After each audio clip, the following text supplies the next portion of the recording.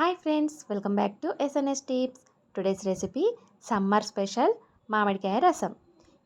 ఎప్పట్లాగా చింతపండు రసమే కాకుండా ఇలా ఒకసారి మామిడికాయ రసాన్ని కూడా ట్రై చేయండి. చాలా అంటే చాలా బాగుంది. ఎలా చేసుకోవాలో వీడియోని స్కిప్ చేయకుండా చూడండి. ముందుగా పుల్లటి మామిడికాయని తీసుకొని వాష్ చేసుకొని ఇలా గిన్నెలోకి వేసుకొని సరిపడా వాటర్ని వేసుకోవాలి. ఇలా వాటర్ వేసుకున్న తర్వాత స్టవ్ పైన పెట్టుకొని ఒక 10 నిమిషాల వరకు కుక్ చేసుకోవాలి. ఇలా 10 నిమిషాల తర్వాత మామిడికాయను మరోవైపుకు తిప్పుకొని మరొక 5 నిమిషాల పాటు మూత పెట్టుకొని కుక్ చేసుకోవాలి.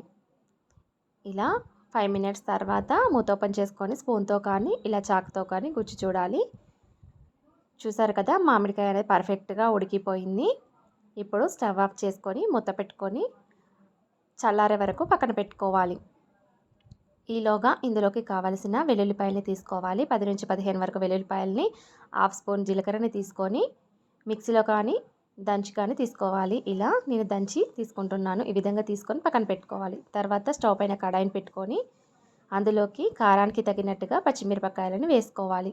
అందులోకి హాఫ్ స్పూన్ వరకు ఆయిల్ని వేసుకొని అటు ఇటు తిప్పుకుంటూ సిమ్లో పెట్టుకొని మంచిగా వేయించుకోవాలి. చూసారు కదా, వీడియోలో చూపిస్తున్నట్టుగా వేగిన తర్వాత స్టవ్ ఆఫ్ చేసుకొని చల్లారనివ్వాలి. చల్లారాక ఇలా మిక్సీ జార్లోకి వేసుకొని 1 స్పూన్ వరకు సాల్ట్ని వేసుకొని మూత పెట్టుకొని మరీ మెత్తగా కాకుండా కొంచెం బరకలాగా మిక్సీ పట్టుకొని పక్కన పెట్టుకోవాలి. ఇప్పుడు మామిడికాయ పూర్తిగా చల్లారింది కదా, దీని ఇలా పైన కొంచెం పొట్టును తీసుకోవాలి. ఇలా తీసుకొని ఈ మామిడికాయకున్న గుజ్జునంతా ఈ వాటర్లోకి వేసేసుకోవాలి. వీడియోలో చూపిస్తున్నట్టుగా ఈ విధంగా గుజ్జునంతా తీసుకోవాలి. ఈ తొక్కలో ఉన్న గుజ్జును కూడా ఇలా పిండేసుకోవాలి. ఇలా పిండుకొని దాన్ని పక్కన పడవేసి పిక్కకున్న గుజ్జును కూడా ఈ వాటర్లోకి వేసేసుకోవాలి. మనం చింతపండు రసాన్ని ఎలా అయితే తీసుకుంటామో ఆ విధంగా ఇందులో ముక్కలు ఏమీ లేకుండా ఇలా చేత్తో చేసేసుకోవాలి. ఈ విధంగా పూర్తిగా చేసిన తర్వాత ఈ రసాన్ని పక్కన పెట్టుకోవాలి. ఇప్పుడు ఇందులోకి సన్నగా తరిగిన ఉల్లిపాయ ముక్కల్ని వేసుకోవాలి. మీరు కొంచెం ఎక్కువగా కావాలనుకుంటే వేసుకోవచ్చు. అలాగే సన్నగా తరిగిన కొత్తిమీర తరుగును కూడా యాడ్ చేసుకోవాలి. ముందుగా దంచి పక్కన పెట్టిన వెల్లుల్లి పేస్ట్ను కూడా ఒక హాఫ్ స్పూన్ వరకు ఇందులోకి వేసేసుకోవాలి. మిగిలినది పోపులోకి వేసుకోవడానికి పక్కన పెట్టుకోవాలి. మనం ముందుగా మిక్సీ పట్టుకున్న వేయించిన పచ్చిమిర్చి ఉన్నాయి కదా, వాటిని ఇందులోకి యాడ్ చేసుకోవాలి.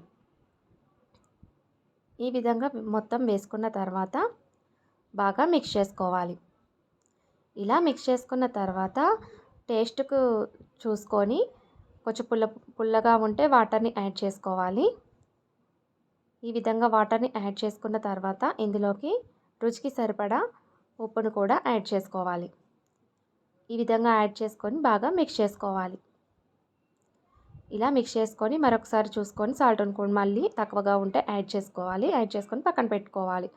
తర్వాత స్టవ్ పైన చిన్న కడాయిని పెట్టుకొని అందులోకి సరిపడా ఆయిల్ని వేసుకోవాలి. ఇందులో కాస్త ఆయిల్ ఎక్కువగానే పడుతుంది.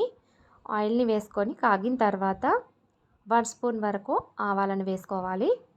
అలాగే హాఫ్ స్పూన్ వరకు జీలకర్రను కూడా వేసుకొని చిటపటమన్న తర్వాత 2 రెమ్మల కరివేపాకుని ఇలా చిన్నగా కట్ చేసుకొని వేసుకోవాలి.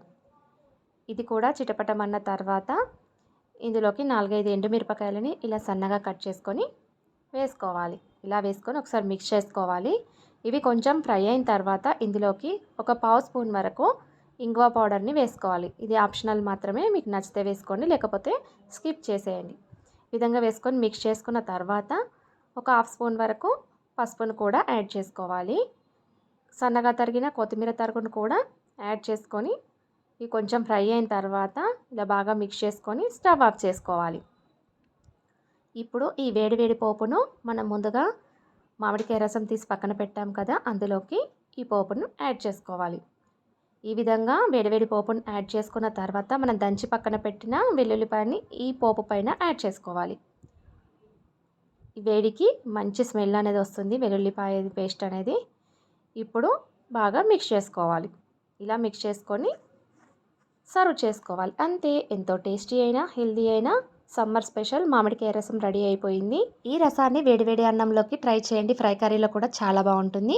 ఈ మామిడికాయ రసం వీడియో మీకు నచ్చినట్టయితే తప్పకుండా లైక్ చేసి, షేర్ చేసి, సబ్స్క్రైబ్ చేయడం మాత్రం అస్సలు మర్చిపోవద్దు. Thanks for watching.